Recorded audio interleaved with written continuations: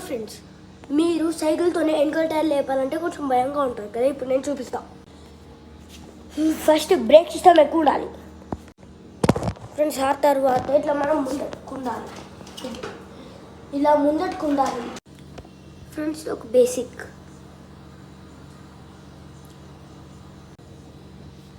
Friends, ఇది చేయాలంటే నాకు కొంచెం భయంగా ఉండేది, కానీ నేను కొంచెం ఇట్లా స్టంట్స్కి ఇష్టపడతా. కానీ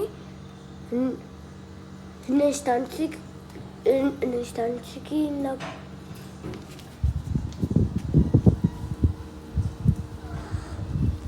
ఫ్రెండ్స్, నాకు స్టంట్స్ బాగా ఇష్టం.